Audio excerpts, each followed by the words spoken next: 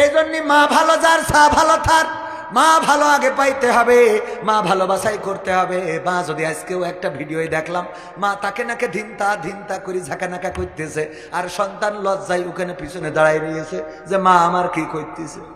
আবার কিছু মা আছে এই যে স্বাধীনতার সময় হ্যাঁ সন্তান নাচ বাড়িতে শিখাই দেয় কি করি ঘুরতে হবে, ও বাবা উনি আবার সামনে যে দেখায় যে এইভাবে ঘুরন দাও, একটু মাজা দিল, একটু ঝাড়া মারো, আছে না নাই? একটু মাজায় ঝাড়া মারো, গুতো মারো, এনে শয়তান। মা বোনদের বলবো আল্লাহ বলেছে পর্দা করে চলতে, আর মা বোনেরা বললো পর্দা করব, তার মধ্যে আবার কি করব, সাজু গুজু আগে করে নিয়ে বুরকা পরবো, তারপরে সিরাজগঞ্জে যাব, তারপরে একে তাকে নাকে দিনতা বয়ফ্রেন্ডের সাথে হাত ধরে ঘুরে বেড়ায়। আরে বাবা আছে না নাই? ওরে বাবা জান্নাতুল ফেরদাউস ঘুরে বেড়ায়। আর আমি উদাহরণ দিতে যাইয়ে বলি, আমার আল্লাহ বললো যে পর্দার মধ্যে থাকো, জাহেলি যুগের মেয়ের মতো সাজুগুজু করে বেড়ায়ও না। আর ওরা কাজটা করলো কি, প্রিন্সিপাল বলছে পিকনিকে নিয়ে যাব 10 জনের, কয়জনের? আমারও দাওয়াত দিয়েছে, আমাদের চাচার দাওয়াত দিয়েছে, ওনার দাওয়াত দিয়েছে, আমরা আবার সাথে করে আরেকজন করে নিয়ে আইছি। প্রিন্সিপাল জানে যে লোক একটু বেশি হইতে পারে, এই জন্যে ভাত যা ছিল তার সাথে আবার কিছু মুড়িও নিয়েছে, যে যদি অন্তত লোক বেশি হয়ে যায় কিছু লোকের মুড়ি খাওয়াবো আর কিছু লোকের ভাত খাওয়াবো। বুদ্ধি আছে? বুদ্ধি ঠিক আছে না? উনি দেখলো যে 10 জনের দাওয়াত দিছি, হয়ে গেছে 20 জন, সিদ্ধান্ত নিল কিছু লোক মুড়ি খাবে কিছু লোক ভাত।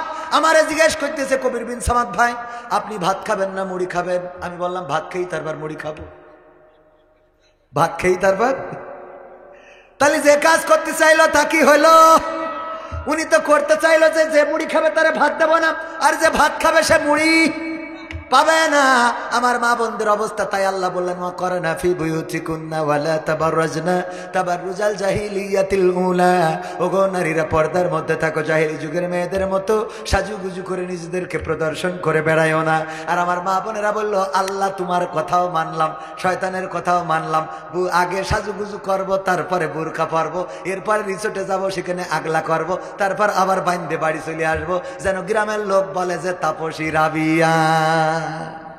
ঠিক না বেঠে? আমি বলি ওই বুরখাওয়ালিদের থেকে যারা খুলে চলে সেইটা ভালো, কারণ খুলে চলা আমার যদি মেয়ে থাকে মুখ খুলে যদি ঘুরে বেড়াই, আমি যদি নাও দেখি তাও অন্তত কেউ দেখি বলবে যে কবির বিন সামাদ ভাই দেখলাম আপনার মেয়ে সিরাজগঞ্জের চৌরাস্তায়। অথচ বুরখা পরে যখন আমার মেয়ে মাকসাদের সাথে ঘুরে বেড়ায়, মাকসাদ এসে সালাম দেয়, আমি বুঝতে পারি না যে আমার মেয়ে। ঠিক না বেঠে? পর্দা কি শুধু কাপড়ের পর্দা করলে হবে? ভিতরের পর্দার দরকার আছে না নাই? ভিতরেও পর্দার দরকার, আবার উপরের পর্দা মাইনাস করা যাবে না। তাই বলে আবার উপরের পর্দা আলগা করে চলবেন তা হবে না, ভেস্টা হওয়া যাবে না।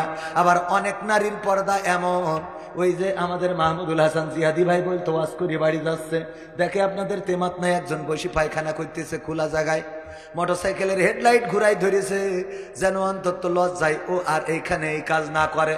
ও এত লজ্জা পেয়েছে যে লুঙ্গি তুলে মুখ ঢেকে চুপচাপ বসে আছে, নিচেই যা হয় হোক। এই জাতীয় নারী আছে না নাই? ওরে বাবা এমন পর্দা করার দরকার নেই যে উপরে ঢাকঢোল পিটায় খুব ঢাকা ঢাক, এত সুন্দর, আর ভিতরে যেয়ে দেখা যায় সদর ফাঁক না কি যেন বলে উপরে, হ্যাঁ সদরঘাট, হ্যাঁ উপরে ফিটফাট ভিতরে সদরঘাট আছে না নাই? পতিতারা পর্যন্ত এখন ব্যবসা করে বুরখা পরে, তারপরে সার্ভিস দিতে যায়, সার্ভিস দিয়ে আবার বুরখা পরে চলে আসে। বাইরে দেখে বলে মায়ের জাতি, ও মায়ের জাতি না ভাবির জাতি, তুই বুঝলি কি করি? এরপরে ওই মেয়েটারে এত ভ্যাস্টা এত চরিত্রহীন বানাইছে বলে বোঝানো যাবে না। আবার যদি যে ওই যে পাত্রের সাথে যার সাথে লাইন মেরেছে ও তো বিয়ে করায়নি, গাঞ্জাখোর, আর একজন পাত্র দেখতে গেছে প্রিন্সিপালের ছেলের সাথে বিয়ে দেবে, জিজ্ঞাসা করলো যে মেয়েটা আসলে কি কেমন? আল্লাহ কি বলছেন? কারোর সামনেই যায় না, তো কারোর সামনে যায় না, তার সিরাজগঞ্জের চৌরাস্তায় ওরা কারা? লাইলাতুল ফেব্রুয়ারিতে ঘরে ওরা কারা? ঠিক না বেঠে ভাইয়ার আমার? তাইলে ও আমার ভাইজানেরা, আমার যুবকেরা, তরুণেরা, তোমাদের জন্য আমার নসিহা হলো, সুন্দরী বউ যদি পাইতে চাও ওই পিছনে ঘোরার দরকার নাই, ওই মেয়ের পিছনে ফুল নিয়ে দৌড়ানোর দরকার নাই, লাইলাতুল ফেব্রুয়ারিতে দরকার নাই। রাতের অন্ধকারে আল্লাহর কাছে সিজদায় পড়ে যাও, আল্লাহ তুমি আমার জন্য যারে কল্যাণকর মনে করো তারে আমার জন্য করে দাও। তুমি না চাইতেই দেখবা যে মেঘ না চাইতেই বৃষ্টি, এমন বউ চাইছিলা, তার থেকে এত ভালো বউ আল্লাহ দান করেছে যে সারাটা জীবন সিজদায় পড়ে থেকেও শুকরিয়া আদায় করে শেষ করতে পারবা না। ঠিক না বেঠে? হুজুরদের বউ দেখবেন বরাবরই সুন্দরী হয়, দেখা যায় না, কিন্তু চোখ দুটো দেখলে মোটামুটি বোঝা যায়। কালা কুদাড়ে হাফেজে কোরআন এরম আছে না? কালো কুদাড়ে চেহারার দিকে তাকানো যায় না, দাঁতগুলো খালি সাদা, অথচ বউ নিয়ে পাশে দাঁড়ায় থাকে, দেখেন ফকফকা করে দিয়েছেন কে? আল্লাহ রাব্বুল আলামিন। বাচ্চাগুলোও সুন্দর, বাচ্চাগুলো দেখবেন ছোট, কি ব্যাপার হুজুর এটা কি আপনার মাদ্রাসা ছাত্র? আরে না আমার ছেলে। ও আপনার ছেলে এত সুন্দর এত পরিষ্কার, মানে মাছ জন্মি বোঝেননি? করে দিয়েছেন কে? ওগো আমার ভাইয়েরা, এই চিরকাল চিরকাল থাকে না, চিরকাল থাকবে না। এই জন্য দুনিয়া যেহেতু ছাড়া লাগবে, মৃত্যুর প্রস্তুতি নেওয়ার দরকার আছে না নাই? মৃত্যুর প্রস্তুতি যদি নিতে হয়, দুনিয়ার জীবন এমন করে গড়ে তুলতে হবে ওমর রাদিয়াল্লাহু তাআলা আনহুর মতো। ওমর রাদিয়াল্লাহু তাআলা আনহু এবার কি করলেন? হুজাইফাকে ডাকার পরে যখন শুনলেন এই লিস্টের মধ্যে ওমর বলে কোনো নাম নাই, বললেন আমি নিশ্চিন্ত হলাম, এখন আমি মারা যেও শান্তি পাবো। আমার মনের মধ্যে সেই দিন থেকে দুশ্চিন্তা, যেই দিন থেকে জেনেছি আল্লাহর রাসূল মুনাফিকদের লিস্ট করে দিয়েছেন, ওই দিন থেকে ভয় হতো ওগো হুজাইফা, না জানি আমার নামটা এর মধ্যে আছে কিনা। এবার আব্দুল্লাহ ইবনে ওমরকে ডেকে বললেন, যাও আম্মা আয়েশা রাদিয়াল্লাহু তাআলা আনহাকে সালাম বলবা, আর তাকে বলবা ওমর রাদিয়াল্লাহু তাআলা আনহু বলেছে, আমাকে বলবা না যে আমিরুল মুমিনিন বলেছে, বলবা না যে আরবের খলিফা বলেছে, সালাম বলে বলবা ওমর বলেছেন, সালাম বলেছেন আপনাকে। সেই সাথে একটা অনুরোধ করেছেন, অনুনয় করেছেন, বিনয় করে একটা আরজি করেছেন, সেটা হলো আল্লাহর নবী যেখানে ঘুমিয়েছেন, ও আবু বকর রাদিয়াল্লাহু তাআলা আনহু যেখানে ঘুমিয়েছেন, তার পাশে যে খালি জায়গাটা আছে, ওই জায়গাটায় আমি ওমর একটু দাবি করছি আমার কবরটা যেন দেওয়া হয়। খবরদার বলবা না আমিরুল মুমিনিন বলেছে, আমার ক্ষমতার কোনো পাওয়ার দেখাবা না, বলবা না ইসলামের দ্বিতীয় খলিফা বলেছে, এটাও বলবা না। ওমর রাদিয়াল্লাহু তাআলা আনহু যখন এই কথা বললেন, আম্মা আয়েশা রাদিয়াল্লাহু তাআলা আনহু বললেন, আমি চেয়েছিলাম আমার বাবা এবং আমার স্বামী যেখানে ঘুমানো ওই জায়গাটায় আমি ঘুমাবো, কিন্তু ওমর যেহেতু দাবি করেছেন আমার চেয়ে ইসলামে ওমরের অবদান অনেক বেশি, সুতরাং ওমরের এই দাবিকে আমি প্রত্যাখ্যান করতে পারি না, আমি অনুমতি দিয়ে দিলাম। এখানেই শেষ নয়, ওমর রাদিয়াল্লাহু তাআলা আনহু মৃত্যুর আগে আবার আব্দুল্লাহ ইবনে ওমরকে ডাকলেন, ডেকে বললেন, ওগো আব্দুল্লাহ, আবার জানাজা করবা, তারপরে আমার লাশ খাটিয়াই করে নিয়ে আবার আয়েশার সামনে নিয়ে যাবা, আয়েশার বাড়ির সামনে নিয়ে যাবা। আম্মা আয়েশা রাদিয়াল্লাহু তাআলা আনহাকে বলবা ওমরের লাশটা আপনার বাড়ির সামনে রাখা হয়েছে, যদি অনুমতি দেন তাইলে এই লাশটাকে ওখানে দাফন করতে চাই। মৃত্যুর পরে আর একবার অনুমতি নিবা, যদি আমি মৃত লাশটারে অনুমতি দেই তাইলে এখানে দাফন করবা, না হইলে জান্নাতুল বাকিতে আমারে দাফন করে দিবা। এই ছিল ওমর রাদিয়াল্লাহু তাআলা আনহু, যে নিজের খেলাফতের পাওয়ার দেখায় নাই, নিজে আমিরুল মুমিনিন এই পাওয়ারটা দেখায় নাই, যে মানুষের গরিব দুঃখীর দুঃখ মোচন করে দিয়েছেন, রাতের অন্ধকারে ঘুরেছেন, কে খেয়ে আছে কে না খেয়ে আছে সবার জানা কথা। একটা বাড়িতে দেখলেন যে একজন মহিলা হাঁড়িতে জাল দিচ্ছেন, কি জাল দিচ্ছেন জানেন না, উনি দেখতে লাগলেন জাল দিতে দিতে বাচ্চারা কাঁদতে কাঁদতে ঘুমিয়ে গেল। ওমর রাদিয়াল্লাহু তাআলা আনহু বাড়িতে ঢুকলেন, তারপরে বললেন, ওগো কি জাল দিচ্ছিলে গো মহিলা, কি এমন জ্বালাচ্ছিলে যে রান্না শেষ হয় নাই, তোমার সন্তানেরা ঘুমিয়ে গেল। ওমর রাদিয়াল্লাহু তাআলা আনহুকে সেই মহিলা জানালেন, আমার সন্তানেরা ক্ষুধার্ত, 3-4 দিন ধরে কিছু খায় না, আমার বাড়িতেও কিছু নাই, কোনো খাবার ব্যবস্থা করতে পারি নাই, এই জন্যে পাথর কুড়িয়ে এনে জ্বালাচ্ছিলাম যেন ওরা সান্ত্বনা পায়, আর আমি জানি ওরা ক্লান্ত হয়ে এক সময় ঘুমিয়ে পড়বে, এই কারণে আমি এই পাথরগুলো জ্বালাচ্ছিলাম, ওরা ঘুমিয়ে গিয়েছে, চুলাটা নিভিয়ে দিয়েছি। ওমর রাদিয়াল্লাহু তাআলা আনহু তাড়াতাড়ি করে আসলেন, আটার বস্তা মাথায় করে নিয়ে রওনা করলেন। সাথে থাকা লোকজন বলল, আটার বস্তাটা আমাদের মাথায় দেন। ওমর বললেন, তোমাদের মাথায় দিতে পারি যদি তোমরা আমাকে কথা দাও, পরকালে আল্লাহ যেদিন বিচারের কাঠগড়ায় দাঁড় করাবে, যেদিন গুনার খাতাটা আমার হাতে দিয়ে দেবে, ওই দিন ওই গুনার খাতাটা তোমরা তোমাদের কাঁধে নিবা, এইটাতে যদি রাজি থাকো তাইলে আটার বস্তাটা মাথায় দেব। আল্লাহু আকবার বলবেন না? চলে গেলেন বাড়িতে, রুটি বানালেন নিজ হাতে, সেকে দিলেন, তারপরে বাচ্চাদের ডাকলেন, খাওয়ালেন, নিজে মুখে তুলে খাওয়ালেন। ওই মহিলা বলল, কে তুমি বাবা? জানি না, তোমার জন্য আমি একটু দোয়া করতে চাই। দুটি হাত তুলে দোয়া করলেন, ওগো রব, এই আরব বিশ্বে যদি তুমি ওমরের মতো একজন প্রেসিডেন্ট না বানায়, এই লোকটার মতো যদি একজন খলিফা বানিয়ে দিতে, ওগো আল্লাহ, তাইলে এই রাষ্ট্রের অবস্থাটা আরো পরিবর্তন হয়ে যেত। ওমর রাদিয়াল্লাহু তাআলা আনহু বললেন, ওগো মহিলা, ওগো বুড়িমা, আপনি কালকে ওমরের রাজপ্রাসাদে আসবেন, তার দরবারে আসবেন, ওখানে আমি থাকবো আপনার জন্য, কোনো ব্যবস্থা যদি করা যায় করে দেব।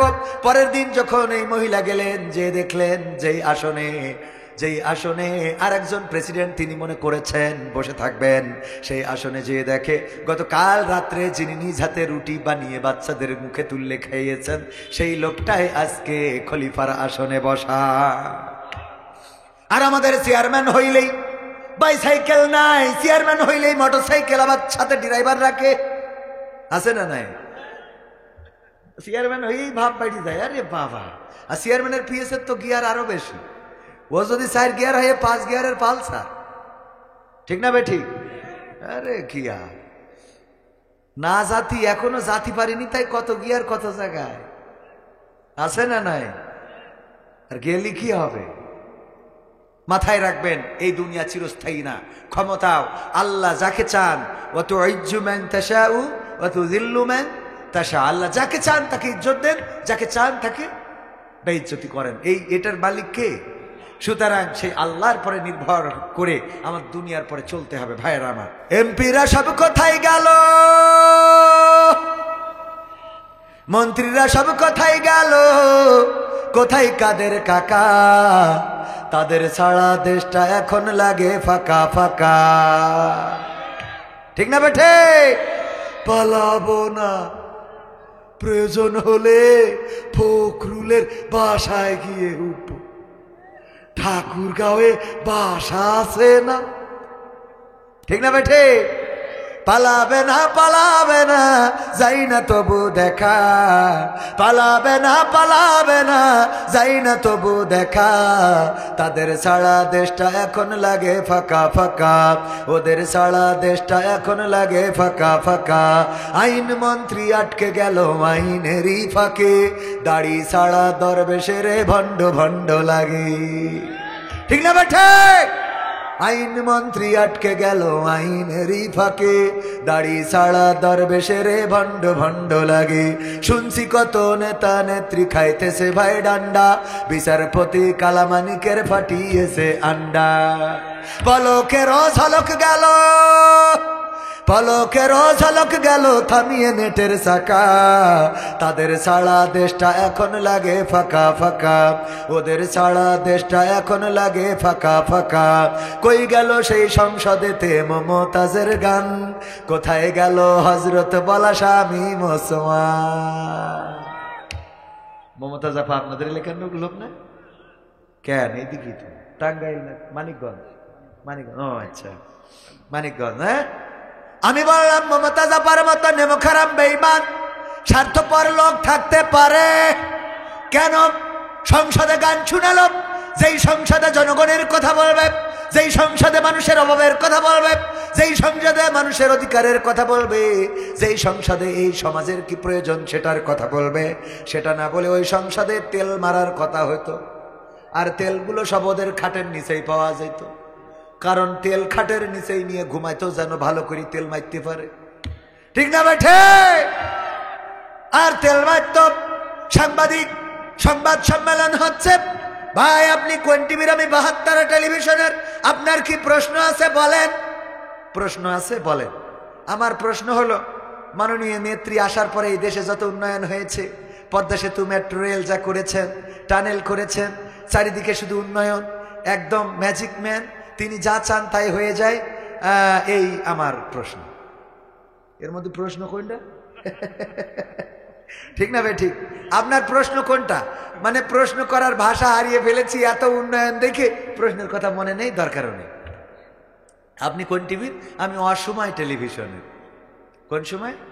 অসময়। আপনি বলেন মাননীয় নেত্রী, আপনি আসলে অভূতপূর্ব উন্নয়ন বাংলাদেশে করেছেন। আপনি যে উন্নয়ন করেছেন আমাদের বর্ডার, আমাদের সীমানা, এমনকি সেন্ট মার্টিন, তারপরে আপনি কিছু সীমানা আমাদের বাড়িয়েছেন, রোহিঙ্গাদের আপনি ত্রাণ দিয়েছেন, আপনি আমেরিকা, লন্ডন অনেক দেশের সাথে ভাবমূর্তি উজ্জ্বল করেছেন, দাদার সাথে আপনার সুসম্পর্ক। ধন্যবাদ আপনাকে। প্রশ্ন কোনটা? না মানে আমি ধন্যবাদ দেওয়ার জন্য দাঁড়িয়ে আছি, মানে তে কথা কয় না, ঠিক না ঠিক? আমার মমতাজ আপা গান গাইল সংসদে, আর যখন সংসদ ধরে পালিয়ে গেল মমতাজ আপা গান গাইল না। কারণ কি? পেয়েছে যতদিন, গেয়েছে ততদিন, খেয়েছে যতদিন, গেয়েছে ততদিন, নিয়েছে যতদিন, গেয়েছে ততদিন। যখন বুঝেছে আর পাওয়া হবে না, আর নেওয়া হবে না, তখন বলে দিয়েছে আর গাওয়া হবে না। ঠিক না ঠিক? কারণ তারা কার জন্য গায়? স্বার্থের জন্য। কিসের জন্য? স্বার্থের জন্য গায়, খাওয়ার জন্য গায়, পাওয়ার জন্য গায়। আর আমরা গাই আল্লাহর গুণগান। আমরা খাওয়ার জন্য নয়, পাওয়ার জন্য নয়, আমরা গাই আল্লাহর সন্তুষ্টির জন্য। এই দুনিয়ার জীবনের বিনিময়ে যেন আল্লাহ ক্ষমা করে দিয়ে জান্নাতের বাসিন্দা করে দেন তার জন্যে। সুতরাং আমরা মৃত্যুর আগ পর্যন্ত মরি, বাসি, রিমান্ডে যাই, হাসপাতালে যাই, আমাদের দেশ থেকে বিতাড়িত করুক, যাই করুক না কেন, আল্লাহর গুণগান গাওয়া বন্ধ হবে না। ঠিক না বেঠে? আল্লাহর গুণগান গাইলে কোনো ভয় নাই, কোনো দুশ্চিন্তা নাই, কোনো টেনশন নাই, আপনার কোনো আতঙ্ক নাই। কারণ যদি উদাহরণ দিয়ে বলি, আমার প্রিন্সিপাল সাহেব গরু পালন করে, উনি গরু পালন করার কারণে গরু মাঝে মাঝে মাঠে খাইতে দিতে হয়, জানেন কি না? সবাই তো জানার কথা, দেশের মানুষ। উনি গরু মাঠের মধ্যে ছেড়ে দিয়ে রেখে আসছে, ওনার একটাই মাত্র গরু। মাহফিলে চলে এসেছে, খেয়াল নাই গরুটা বাড়িতে আনা হয় নাই। গরু যেখানে রেখে আসছে পাশেই ছিল জঙ্গল, ওই জঙ্গল থেকে বাঘ একটা বের হয়ে গরুরে দৌড়ানি দিয়েছে ধরার জন্য। গরুও দৌড়ায়, বাঘও দৌড়ায়। গরুর থেকে বাঘের দৌড়ের গতি কম না বেশি? বেশি হওয়ার কারণে গরু চিন্তা করলো বাঘের সাথে তো পারবো না। বুদ্ধি করে পাশে একটা কাদাওয়ালা জমিন ছিল, কাদাওয়ালা ক্ষেত ছিল বা পুকুর ছিল, তার মধ্যে লাফ দিয়েছে। কাদার মধ্যে 4 হাত পা ডেবে গেছে, উঠাইতেও পারে না, বেরও করতে পারে না। বাঘও ধরার জন্য, গরুরে ওই ধরার জন্য যখন লাফ দিয়েছে, বাঘের দৌড়ের গতি বেশি থাকার কারণে গরুরে রেখে 3 হাত সামনে যাই পড়েছে। কয় হাত? বাঘেরও হাত পা ডেবে গেছে। যত ছাড়াইতে চাই তত জড়িয়ে যায়, এমন কিছু কাদা আছে না নাই? চোরাবালি যত ছাড়াইতে চাবেন তত জড়িয়ে যায়, বাঘ যত ছাড়াতে চায় তত জড়াইয়ে যায়। গরু কোনো টেনশন ছাড়াই বসে বসে খালি জাবর কাটাছে। গরু বলছে, গরু জাবর কাটাছে, বাঘ বলতেছে এই গরু তুই তো আসলেই গরু। কে ভাই কি আছে? গরু তো ভাই কি আইয়ে ভাই, অসুবিধা কি? এই গরু অসুবিধা কি মানে? তোরে যদি আমি ধরতাম তাইলে তোরে তো খেয়ে আমার প্রাণটা বাঁচাইতাম, একজন তো বেঁচে থাকতাম। আবার তুই যদি দৌড়াইয়ে পালিয়ে যেতিস তাইলে তুইও বেঁচে যেতিস, আমিও বেঁচে যেতাম। কিন্তু এমন একটা কাম করেছিস রে গরু, এখন তুইও মরবে আমিও মরব। অসুবিধা কি ভাই? এই গরু তাহলে কি করতে হবে? অসুবিধা কি? তোর তো কুরবানি করিনি কেন এতদিন? অসুবিধা কি মানে? ইচ্ছা সে হলো, তোর অসুবিধা কি সেইটা বুঝাচ্ছি না। মরে গেলে কি হবে ওটা বোঝার দরকার নাই। তবে এতটুকু বলতে চাই, যেহেতু এই বিপদে পড়েছি, এখন ছাড়াইতেও পারি না, বেরোইতেও পারি না, মারা যেতে হবে। আমি কত টেনশন করি, আর তুই টেনশন ছাড়া জাবর কাটাস কেমনে? মানে আমি টেনশন করি, তুই জাবর কাটাস কেমন? গরু বলে ওগো ভাই তুমি তো জানো না, তুমি থাকো বনে, আমার খবর রাখো না। আমার একজন মালিক আছে, আমি তার গোলাম, আমি তার আনুগত্য স্বীকার করে নিয়েছি। আমি তার, সে যদি বলে ডাইনে যাও আমি ডাইনে যাই, সে যদি বলে বামে যাও আমি বামে যাই, সে যদি বলে গাড়ি টানো আমি টানি, সে যদি বলে নাঙ্গল চষতে আমি চষি। সে যখন দুধ চায় আমি চুপ করে দাঁড়িয়ে থাকি, আমার থেকে দুধ দহন করে নেয়। সে যখন যা বলে আমি ওই মালিকের তাই করে দিই। তিনি হলেন ওই পুকুর পাড় SNB ফাজিল ডিগ্রি মাদ্রাসার প্রিন্সিপাল। আমি উনার গোলাম। উনি যখন বাড়িতে আসবেন গোয়াল ঘরে লাইট মেরে দেখবে আমি নাই, তখন উনি তাড়াতাড়ি করে আরো মাস্টার নিয়ে চলে আসবে আমারে খোঁজার জন্য। মাঠে এসে টর্চ লাইট দিয়ে খুঁজতে খুঁজতে যখন ওই লাইটের আলোয় তোমারেও দেখবে আমারেও দেখবে, আমার মালিক, আমি তার আনুগত্য করার কারণে, তার কাছে আমি আমাকে সমর্পণ করে দেওয়ার কারণে ওই মালিক আমাকে উদ্ধার করে নিয়ে যাবে। আর তোমার জন্য আমি এই বিপদে পড়েছি, সুতরাং তোমাকে এখানে কবর দিয়ে তারপরে বাড়ি যাবে। এখন বলো আমি জাবর কাটাবো নাকি তুমি কাটাবা? কথা কি বোঝা গেছে? যে মালিকের আনুগত্য করে তার জন্য এটাই যথেষ্ট যে আল্লাহর কথা মতো ফজরের আজান দিলে ঘুম থেকে ওঠে, ঘুম থেকে নামাজ উত্তম, সে আর ঘুমায় না, কম্বলটা লাথি দিয়ে ফেলে দেয়, মসজিদে চলে যায় নামাজের জন্য। যখন সকাল না হতে আবার কোরআন তেলাওয়াত করে দিনের শুরু করে, কাজ করতে করতে আবার জোহরের সময় যখন মুয়াজ্জিন বললে হাইয়া আলাস সালাহ হাইয়া আলাল ফালাহ, আসো নামাজের দিকে, আসো কল্যাণের দিকে, তখন সব কাজ ফেলে রেখে আবার মসজিদে চলে যায়। আবার ব্যস্ত হয়ে পড়ে দুনিয়ায়, আসরের আজান দেয় মুয়াজ্জিন, আবার মসজিদে চলে যায়, মাগরিবের আজান আবার চলে যায়, ইশার আজান আবার নামাজ পড়ে তারপরে ঘুমাতে যায়। এমন ভাবে যারা আল্লাহর আনুগত্য স্বীকার করে নেয়, ইসলামী আন্দোলনের জন্য ডাক দিয়েছে, কোরআন কায়েমের জন্য ডাক দিয়েছে, বাড়িতে খাবার আছে কি নাই? সন্তান বলল বাবা তুমি তো চলে যাও, না জানি এই মিছিলে গেলে গুলি হইতে পারে, না জানি এই মিছিলে গেলে নির্যাতন নিষ্পেষণ হইতে পারে। সব মায়া ধ্যান ধারণা ভুলে আল্লাহর দিন আল্লাহর জমিনে বাস্তবায়নের জন্য সব কষ্ট ভুলে রাজপথে ঝাঁপিয়ে পড়ে, বাতিলের মোকাবেলায় নিজেদেরকে সমর্পণ করে দেয়। কারণ তারা পড়েছে ইন্না সালাতি ওয়া নুসুকি ওয়া মাহইয়ায়া ওয়া মামাতি লিল্লাহি রাব্বিল আলামিন। তারা পড়ে নিয়েছে ও রব, ঘোষণা করে দিলাম নিশ্চয় আমাদের সালাত, আমাদের কুরবানি, এই কুরবানির মধ্যে শুধু গরু কুরবানি না, এই কুরবানির মধ্যে শুধু ছাগল কুরবানি না, এই কুরবানির মধ্যে ওই ঈদুল আজহার ঈদের কুরবানি না, এই কুরবানির মধ্যে এই মাদ্রাসায় এক ব্যাগ সিমেন্ট দিয়েছেন, এটাও কুরবানি। ঠিক না বেঠে? আপনি এখানে সময় দিচ্ছেন, এটাও কুরবানি আল্লাহর জন্য। আপনার জীবনের এই সময়টা এখন স্ত্রীর সাথে শীতের সময় যাদের বউ আছে, কম্বলের মধ্যে আরামে ঘুমাইতে পারতেন, কিন্তু সেই আরামটারে হারাম করে এই মাহফিলে চলে এসেছেন। আমার যুবকেরা লাইলাতুল ফেব্রুয়ারির প্রস্তুতি নিতে হবে। ঠিক না বেটে? কয় ঠিক, শয়তান কোথাকার, কয় ঠিক। লাইলাতুল ফেব্রুয়ারি বুঝেছে, ও বুঝে মিলি তো ঠিক। কারণ একজন দেখলাম গার্লফ্রেন্ডের উপহার দিতে হবে লাইলাতুল ফেব্রুয়ারিতে, টাকা নাই বলে ধাড়ি ছাগল চুরি করিয়েছে। মানুষের ছাগল চুরি করে পর্যন্ত 14 ফেব্রুয়ারি ভ্যালেন্টাইন্স ডে পুরস্কার উপহার কেনার জন্য ছাগল চুরি করে। ওগো যুবকেরা, আমি বলি যারা সুন্দরীদের পিছনে ঘুরে বেড়াও, আজকে মনির খান তার ওয়াইফের ছবি সহ একটা ফেসবুকে পোস্ট দিয়েছে। মনির খান কার ছবি সহ? ওয়াইফের ছবি সহ। তো অনেকেই লেখছে মাশাআল্লাহ মারহাবা, অনেক সুন্দর, নাইস, বিউটি, কিউট, যার যা মনে চাই লেখছে। একজন দেখলাম ওখানে লিখেছে এত সুন্দরী বউ থাকতে আপনি অঞ্জনা অঞ্জনা করেন কেন?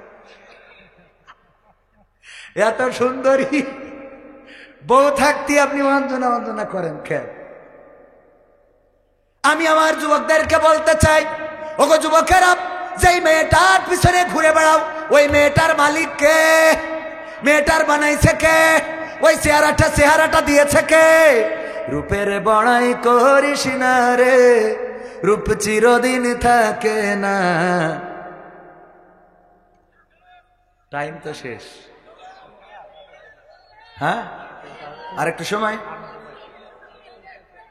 রূপের বড়াই করিস না রে, রূপ চিরদিন থাকে না, নিজের মুখটা দেখা একদিন হইবে তোমার যন্ত্রণা, নিজের মুখটা দেখা একদিন হইবে রে তোর যন্ত্রণা। চেহারার বড়াই কইরো না ভাই, রূপ চিরদিন থাকে না, চেহারার বড়াই কইরো না বোন, রূপ চিরদিন থাকে না। নিজের মুখটা দেখা একদিন হইবে তোমার যন্ত্রণা, নিজের মুখটা দেখা একদিন হইবে রে তোর যন্ত্রণা। সময় হইল বড় শিক্ষক, সব দিবে শিখাইয়া, সুখের জীবন থাকবে না রে, দেখবে না কেউ চাইয়া। সময় হইল বড় শিক্ষক, সব দিবে শিখাইয়া, সুখের জীবন থাকবে না রে, দেখবে না কেউ চাইয়া। মরার আগে মরবি রে তুই, জ্বালা সইতে পারবি না, মরার আগে মরবি রে তুই, জ্বালা সইতে পারবি না। নিজের মুখটা দেখা একদিন হইবে রে তোর যন্ত্রণা, নিজের মুখটা দেখা একদিন হইবে তোমার যন্ত্রণা। কিসের এত বড়াই তোমার মাটির দেহ লইয়া, ময়রা দেখো পোকামাকড় শেষ করবে সব খাইয়া। কিসের এত বড়াই তোমার মাটির দেহ লইয়া, ময়রা দেখো পোকামাকড় শেষ করবে সব খাইয়া। এই দুনিয়া ছাড়তে হবে, অহংকার আর কইরো না, এই দুনিয়া ছাড়তে হবে, অহংকার আর কইরো না। নিজের মুখটা দেখা একদিন হইবে তোমার যন্ত্রণা, নিজের মুখটা দেখা একদিন হইবে তোমার যন্ত্রণা। ক্ষমতার বড়াই কইরো না ভাই, সে আর চিরদিন থাকে না, শেয়ারের বড়াই কইরো না বোন, পাওয়ার চিরদিন থাকে না। নিজের শেয়ার দেখা একদিন হইবে তোমার যন্ত্রণা, নিজের চেয়ার দেখা একদিন হইবে রে তোর যন্ত্রণা। ঠিক না বেঠে? শেখ হাসিনা কয়েকদিন আগে ভাষণ দিয়েছে নিষিদ্ধ ঘোষিত ছাত্রলীগের আয়োজনে একটা অনলাইন প্ল্যাটফর্মে। ভাষণের মধ্যে আমি বলেছি পৃথিবীর মধ্যে 7টা আশ্চর্যতম জিনিস আছে না নাই? এর মধ্যে অষ্টম আশ্চর্য জিনিস হলো, অষ্টমতম আশ্চর্যজনক জিনিস যে শেখ হাসিনা যে ভাষণটা দিয়েছে আধা ঘন্টার মতো, সেই ভাষণের মধ্যে একটা বারের জন্যে ওই ভাষণে জামাত বিএনপির নাম ধরে নাই, জামাত শিবিরের নাম নেয় নাই, শুধুমাত্র নাম নিয়েছে ডক্টর ইউনূস, ডক্টর ইউনূস। কারণ চেয়ারটার এখন হুমকি কে? ডক্টর ইউনূস। কিটা? এই জন্য জামাত শিবির ভুলে এখন কিটাই চলে গেছে, ডক্টর ইউনূসই। ওগো আমার ভাইয়েরা, ওই চেয়ারটা দেখে এখন কষ্ট লাগে যুবকেরা আমার। তোমাদের কথা বলতে চাই সোনা পাখিরা, যারা মেয়ে মানুষের পিছনে ঘুরে বেড়াও, যারা বিভিন্ন মেয়ের পিছনে ঘুরতে ঘুরতে জীবনটারে ডাল বানাই ফেলিস, ফেন্সি ডালের সাথে তো ওরা খাপ খাইয়ে নেছে, আছে না নাই? মাল খেয়ে টাল হয়ে পড়ে থাকে, মেয়ে পাত্তা দেয় না বলে আগে বিড়ি খাইতো, এখন গাঞ্জা খাই। ঠিক না বেঠে? আগের সময় যদি কেউ চিকন থাকতো, আমার প্রিন্সিপাল জিজ্ঞাসা করতো, এই তুমি এত চিকন হয়ে যাও কেন? তুমি কি কিছু খাও না নাকি? তোমার কি খাওয়া দাওয়া ঠিক মতো হয় না নাকি? বাড়িতে কেউ খাওয়ায় না নাকি? আর এখন যদি দেখে চিকন, আমার প্রিন্সিপাল জিজ্ঞেস করে কিছু খাওয়া ধরেছিস নাকি? ঠিক না বেঠে? এখন চিকনারে বলে কিছু কি খাওয়া ধরি, মানে মাল খাও, আছে না না? ওরে আমার যুবকেরা, এইগুলো করে ভালো মেয়ে পাওয়া যাবে না, সুন্দরী মেয়ে পাওয়া যাবে না। ওই যে জুনিয়র সাকিব বিয়ে করেছিল একটা টিকটকার, বিয়ে করার কারণে কি হারতি হয়েছে তোমরা তো জানো, যে ও আবার আর একটা বিয়ে করতে গিয়েছে বুঝলে ওর মেশিনটাই কেটে নেছে। তুমি যেমন তোমার ঘরে তেমন আসবে, তুমি যদি টিকটক করে বেড়াও তোমার ঘরে টিকটকার আসবে, তুমি যদি ফেসবুকে রিলস করো, এই করো তাই করো, উল্টো পাল্টা ভিডিও করো, তোমার ওই রকম উল্টো পাল্টা আসবে। তুমি যদি মনে করো যে লাইলাতুল ফেব্রুয়ারিতে একজনের নিয়ে ঘুরে বেড়াবা, গিয়ার মারবা, আর বিয়ের সময় হুজুরির বলবা হুজুর মাদ্রাসার হাফেজা সবচেয়ে ভালো মেয়েটা, একটু আপনি কোনটা বলেন? কথা কয় না, আছে না নাই? গিয়ার মারে একজনের সাথে আর বিয়ে করে আর একজনের, বিয়ে করার পরে বলে আমার বউ, রে বাবা এত পর্দাশীল কারোর সামনে মুখ খোলে না। খুব পর্দাশীলা। ও যে কত বড় পর্দাশীলা তুমি তো জানো না, জানে আল্লাহ। তুই যদি একজন রে 14 তারিখে ঘুরাস, তাহলে তোর ওইটারও আর একজন ঘুরাই তারপর তোর কাছ পাঠাইস, ঠিক না বেটা? তুমি মনে কাছা ফেরেশতাদেরই নিয়ে আইসাও।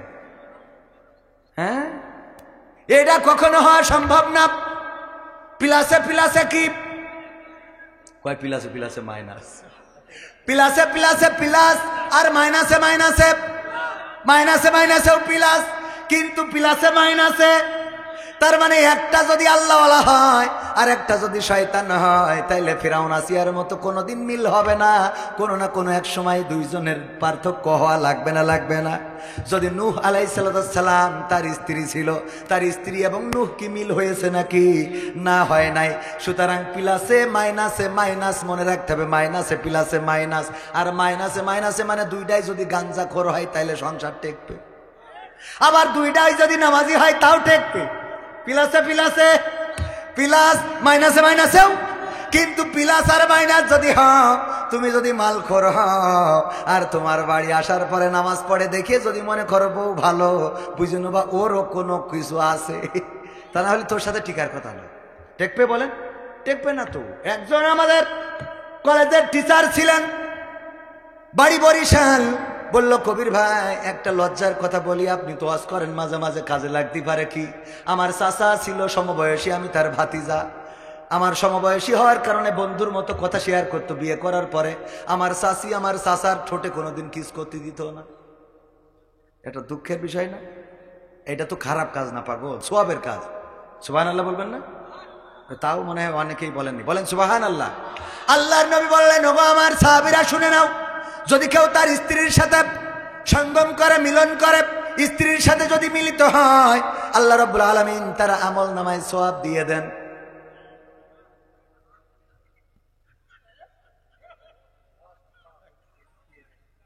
সাহাবীরা বলছে, হুজুর সাল্লাল্লাহু আলাইহি সাল্লাম, লজ্জা পেলাম, মিলনের সময় আল্লাহ সওয়াব দিবেন, এটা কেমন কথা? আল্লাহর নবী বললেন, ওগো আমার সাহাবীরা, লজ্জা পাওয়ার কিছু নাই। তোমরা যদি এই কাজটাই অন্য জায়গায় করতে, বৈধ জায়গায় যদি অবৈধ জায়গায় করতে, গুনাহ দিত কিনা? সাহাবীরা বললেন, অবশ্যই গুনাহ হতো। শুধু তাই নয়, এমন অপরাধ মাজা পর্যন্ত কেড়ে দিয়ে পৃথিবীর পরে সঙ্গে সার করে দেওয়া হতো। আল্লাহর নবী বললেন, যেই কাজটা অপাত্রে করলে গুনাহ হয়, সেই কাজটা সঠিক পাত্রে করলে আল্লাহ রাব্বুল আলামিন সওয়াব দিয়ে দেন। সুতরাং এই সওয়াবের দরকার আছে না নাই? বিয়ে করো নাই যুবকেরা, কারা কারা হাত উঁচু করো? মাত্র অল্প কয়েকজন। এই অল্প কয়েকজন, এই শীত আর পার হতে দেওয়ার দরকার নাই। সওয়াবের জন্য হইলেও বিয়ে করতে হবে। বাবারে বুঝাইতে হবে, হুজুর এ হাত নামান থা। আরে বাবা, বিয়ে করা মানে নামা, এমনি নামা ফেলে, নামাচ্ছেই না। বাবা আমি দোয়া করে দেবো, ভাইয়ারা আমার দোয়া করে দেবো, আল্লাহ যেন বিবাহের ব্যবস্থা করে দেয়। আজকে পিতামাতাকে এই হাদিসটা শোনাতে হবে। ওগো মা, ওগো বাবা, বিশ্বনবী বলেছেন স্বামী স্ত্রীর মিলনের মধ্যেও সওয়াব আছে। সুতরাং এই সওয়াব বঞ্চিত আর হইতে চাই না, ঠিক না বেঠে? এই সওয়াব বঞ্চিত হওয়া, কোথা থেকে কোথায় চলে আসলাম। লাইলাতুল ফেব্রুয়ারির কথা বলছিলাম। এই লাইলাতুল ফেব্রুয়ারির পিছনে না ঘুরে, ওগো আল্লাহর বান্দা, ওগো যুবক, তুমি যদি মসজিদে যাও, আল্লাহর কাছে মাথা নত করো, সিজদা করো, তাহাজ্জুদের নামাজে যদি কাটাকাটি করো, আল্লাহ সৎ পাত্রী দান করো, আল্লাহ উত্তম পাত্রী দান করো, এমন পাত্রী যেন দুনিয়ার জীবনে সুখ স্বাচ্ছন্দ্যের সাথে বসবাস করতে পারি। মেয়ে শুধু সুন্দরী হইলে হবে না, সুন্দরী যদি হয় আর যদি সে পরকিয়া করে, তাইলে তোমার জীবনও শেষ, তার জীবনও শেষ, তোমার পরিবার শেষ, তারও পরিবার শেষ। বলেন ঠিক কিনা? ঠিক না বেঠে? সুতরাং সুন্দরী হইলে ভয় আছে না নাই? আবার সুন্দরী বউদেরকে অনেকেই পর্দা করায় না, পর্দা না করায় নিয়ে বেড়ায়। আমার আমির হামজা ভাই একদিন তার বন্ধুর সাথে দেখা হয়েছে, তার ওয়াজের মধ্যে শোনা, দোস্তের বউ পিছনে বসা, শাড়ি পরেছে যেন একেবারে নেট মাছ ধরা জাল, সিটকি জাল, মশারি, এইগুলো, এই অবস্থা। আমির হামজা ভাই বললেন, বউরে এমনে নিয়ে বেরোইছেন কেন? কয় হুজুর, আমি তো অনেক দিন ধরে দেখতেছি, পাড়ার লোকেরও তো হক আছে। নাউজুবিল্লাহ বলবেন। অনেক যুবক আছে স্ত্রীরা সুন্দরী মানুষের সামনে শো করে গর্ববোধ করে যে আমি মালডা নিয়ে আইছি, দেখ কেমন। আছে না নাই? বলে যে পিকনিকে যেতে হবে, সবচেয়ে সুন্দর শাড়ি, আয়না, সাইলা সাইলা বাইলা গয়না, তারপরে রংসং ঢং এইসব সাজু গুজু করে। আর এইগুলো করে পিকনিকে নিয়ে যায় বাসের মধ্যে, ঘষাঘষি ডলাডলি আছে না নাই? তারপরে নিয়ে গেল পিকনিকে, কতজন দেখলো, দেখার পরে আহারে আমার বউ থেকে তো ওর বউটা তো দেখি মালটা ভালো, আছে না নাই? আস্তে করে ভাই গিয়েছে টয়লেটে, এসে বলে ভাবি যদি নম্বরটা দিতেন মাঝে মাঝে একটু খোঁজ খবর নিতাম, ভাই তো ঠিক মতো ফোন ধরে না, ভাইয়ের খবর জানার জন্য একটু নম্বরটা আপনারটাও দরকার, ভাইয়ের খবর নেবে তাই দরকার, আছে না নাই? বুদ্ধি, কোনো না কোনো বুদ্ধি করি নাম্বারটা নিল, তারপরে চ্যাটিং করতে করতে এক সময় ব্যাটিংও শুরু, আছে না নাই? ওগো আমার ভাইরা, এই জন্য নিজের স্ত্রী আল্লাহ বললেন ওয়াকরনা ফি বুয়ুতিকুন্না ওয়ালা তাবাররাজনা তাবাররুজাল জাহিলিয়াতিল উলা। ওগো নারীরা, তোমরা পর্দার মধ্যে থাকো, জাহিলি যুগের মেয়েদের মতো সাজুগুজু করে নিজেদেরকে প্রদর্শন করে বেড়ায়ও না। আর এখনকার মা বোনেরা সিদ্ধান্ত নিয়েছে আল্লাহর কথাও মানবে আর শয়তানের কথাও মানবে।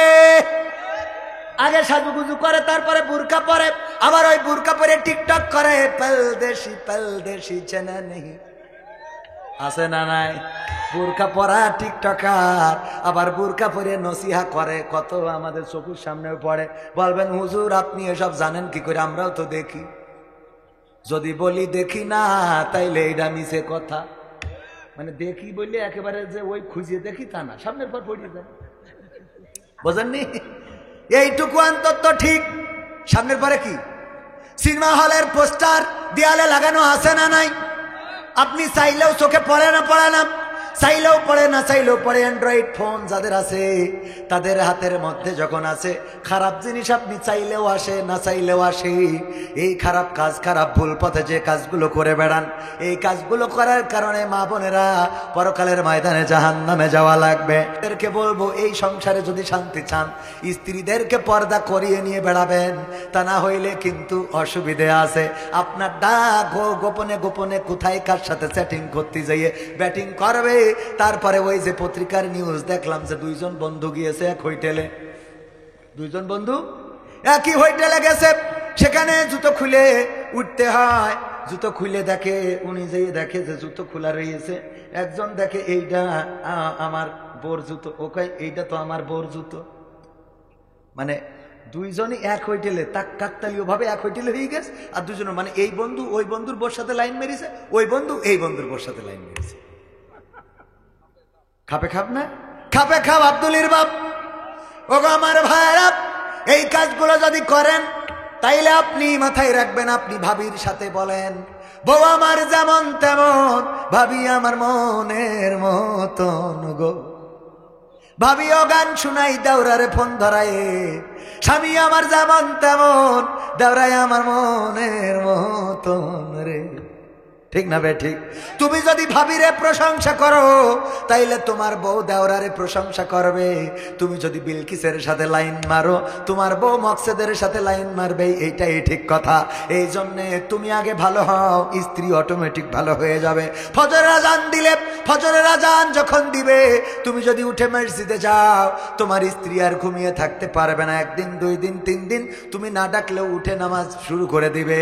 আর তোমারে যদি ফজরের নামাজে ডেকে না উঠানো যায়, বউরে জড়াই ধরে শুয়ে থাকো, আর ওই বউ নামাজি বউ চিন্তা করে স্বামী কষ্ট পাবে, তাহলে আজকে নামাজটা যাই যাক। ঠিক না ভাই? ঠিক। তার মানে আস্তে করি সেও বেনামাজি হয়ে যাবে। এই জন্য প্লাসে প্লাসে প্লাস আর মাইনাসে মাইনাসে প্লাস, কিন্তু প্লাসে মাইনাসে মাইনাস আমরা এটা হব না। আমরা নিজেদের আগে তাদের আঙ্গিকে তৈরি করব।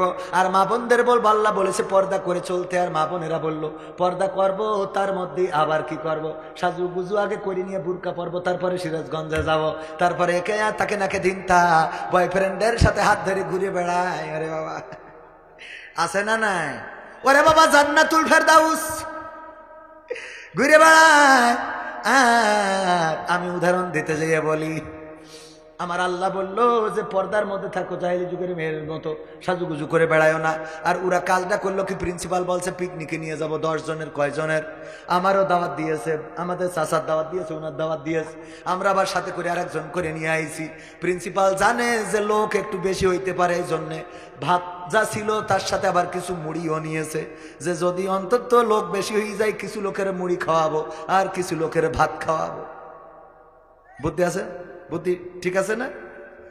উনি দেখলো যে 10 জনের দাওয়াত দিছি, হয়ে গেছে 20 জন। সিদ্ধান্ত নিল কিছু লোক মুড়ি খাবে, কিছু লোক ভাত। আমারে জিজ্ঞেস করতেছে কবির বিন সামাদ ভাই, আপনি ভাত খাবেন না মুড়ি খাবেন? আমি বললাম ভাত খেয়েই তারপর মুড়ি খাবো, ভাত খেয়েই তারপর। তাহলে যে কাজ করতে চাইলো তা কি হলো? উনি তো করতে চাইলো যে মুড়ি খাবে তারে ভাত দেবো না, আর যে ভাত খাবে সে মুড়ি পাবে না।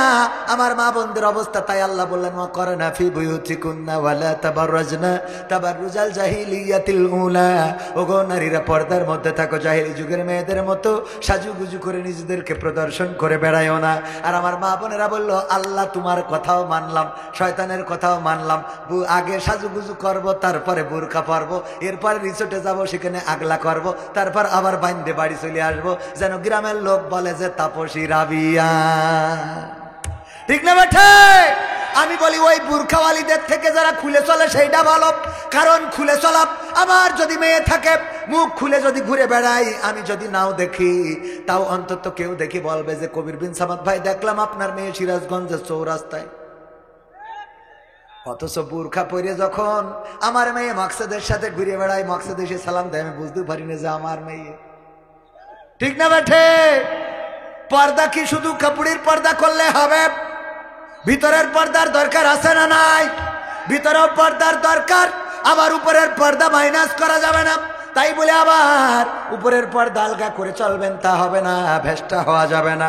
আবার অনেক নারীর পর্দা এমন, ওই যে আমাদের মাহমুদুল হাসান জিহাদি ভাই বলতো, ওয়াজ করে বাড়ি যাচ্ছে, দেখে আপনাদের তেমাত নাই একজন বসে পায়খানা করতেছে খোলা জায়গায়, মোটরসাইকেলের হেডলাইট ঘুরাই ধরেছে, যেন অন্তত লজ্জায় ও আর এইখানে এই কাজ না করে। ও এত লজ্জা পেয়েছে যে লুঙ্গি তুলে মুখ ঢেকে চুপচাপ বসে আছে। নিচেই যা হয় হোক, এই জাতীয় নারী আছে না নাই? ওরে বাবা, এমন পর্দা করার দরকার নেই যে উপরে ঢাকঢোল পিটায় খুব ঢাকা ঢাক, এত সুন্দর, আর ভিতরে যেয়ে দেখা যায় সদর ফাঁক না কি যেন বলে উপরে, হ্যাঁ সদরঘাট, হ্যাঁ উপরে ফিটফাট, ভিতরে সদরঘাট আছে না নাই? পতিতারা পর্যন্ত এখন ব্যবসা করে বুরখা পরে, তারপরে সার্ভিস দিতে যায়, সার্ভিস দিয়ে আবার বুরখা পরে চলে আসে। বাইরে দেখে বলে মায়ের জাতি, ও মায়ের জাতি না ভাবির জাতি, তুই বুঝলি কি করি? ঠিক না বেঠে? ও আমার ভাইজানেরা, আমার যুবকেরা, তরুণেরা, তোমাদের জন্য আমার নসিহা হলো, সুন্দরী বউ যদি পাইতে চাও, ওই পিছনে ঘোরার দরকার নাই, ওই মেয়ের পিছনে ফুল নিয়ে দৌড়ানোর দরকার নাই, লাইলাতুল ফেব্রুয়ারিতে দরকার নাই, রাতের অন্ধকারে আল্লাহর কাছে সিজদায় পড়ে যাও, আল্লাহ তুমি আমার জন্য যারে কল্যাণকর মনে করো তারে আমার জন্য করে দাও। তুমি না চাইতেই দেখবা যে মেঘ না চাইতেই বৃষ্টি, এমন বউ চাইছিলা, তার থেকে এত ভালো বউ আল্লাহ দান করেছে যে সারাটা জীবন সিজদায় পড়ে থেকেও শুকরিয়া আদায় করে শেষ করতে পারবা না। ঠিক না বেঠে? হুজুরদের বউ দেখবেন বরাবরই সুন্দরী হয়, দেখা যায় না, কিন্তু চোখ দুটো দেখলে মোটামুটি বোঝা যায়। কালা কুদাড়ে হাফেজে কোরআন এরম আছে না? কালো কুদাড়ে চেহারার দিকে তাকানো যায় না, দাঁতগুলো খালি সাদা, অথচ বউ নিয়ে পাশে দাঁড়াই থাকে, দেখেন ফকফকা করে দিয়েছেন কে? আল্লাহ রাব্বুল আলামিন। বাচ্চাগুলোও সুন্দর, বাচ্চাগুলো দেখবেন ছোট, কি ব্যাপার হুজুর এটা কি আপনার মাদ্রাসার ছাত্র? আরে না আমার ছেলে। ও আপনার ছেলে এত সুন্দর, এত পরিষ্কার, মানে মাছ জন্যই, বোঝেননি? করে দিয়েছেন কে? এই জন্য মা ভালো যার, ছা ভালো তার।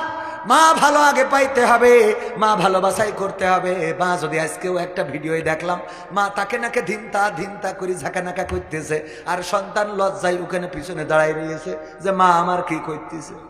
আবার কিছু মা আছে, এই যে স্বাধীনতার সময়, হ্যাঁ, সন্তান নাচ বাড়িতে শিখাই দেয় কি করি ঘুরতে হবে। ও বাবা, উনি আবার সামনে যে দেখায় যে এইভাবে ঘুরন দাও, একটু মাজা দিল, একটু ঝাড়া মারো, আছে না নাই? একটু মাজায় ঝাড়া মারো, গুতো মারো, এনে শয়তান।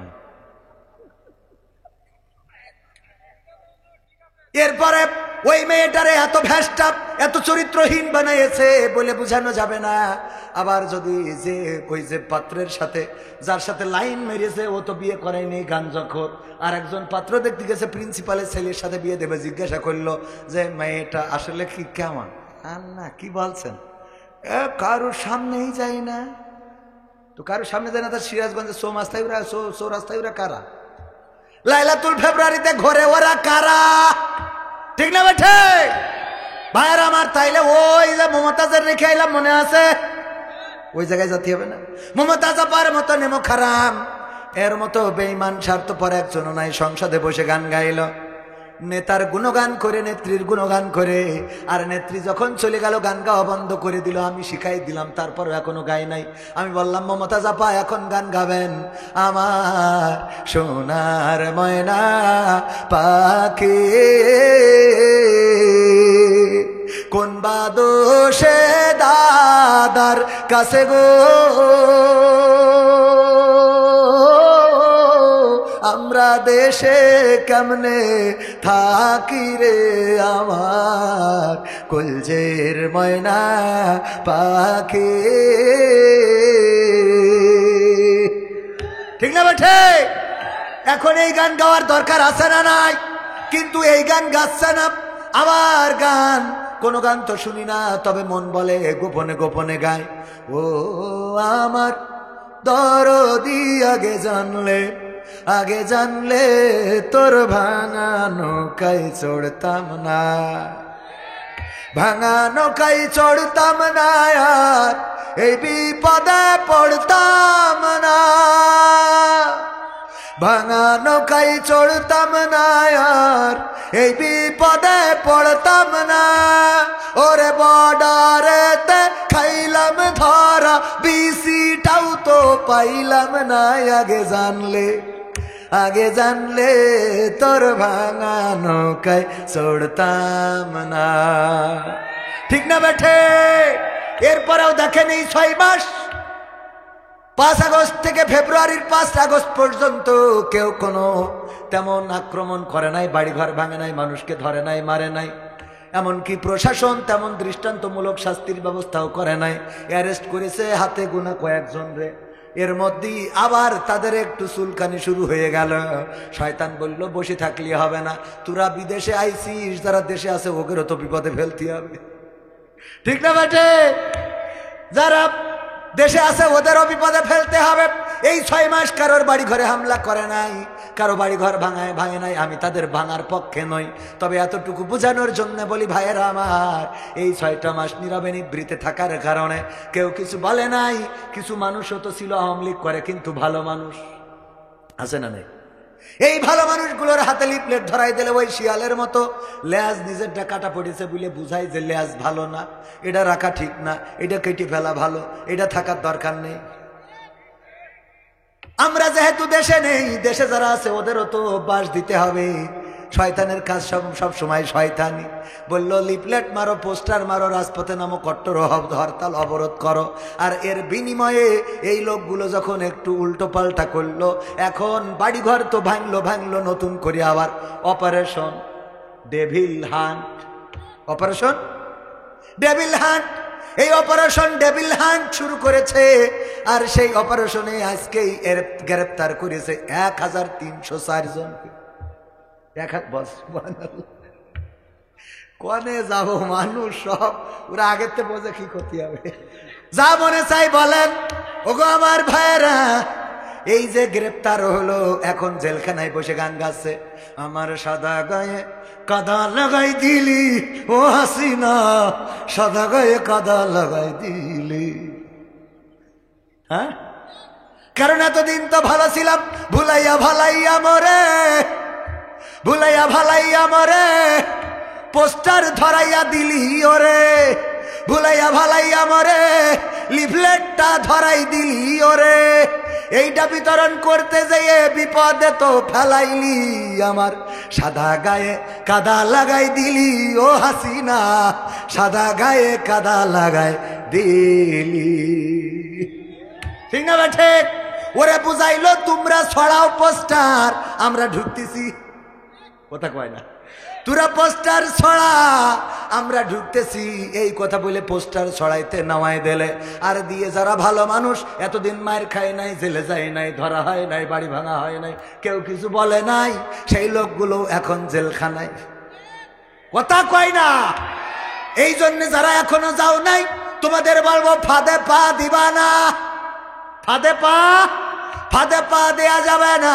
ফাঁদে পা দিলে কিন্তু ওই যে গান গাওয়া লাগবে আমার, সাদা গায়ে, আবার না হলে মনির খানের মতো গান গাওয়া, তোমার কোনো দোষ নেই, আমারই তো দোষ, আমারই তো ভুল, পোস্টার মেরে আমি ফুটাতে চেয়েছি ফুল, আমারই তো ভুল।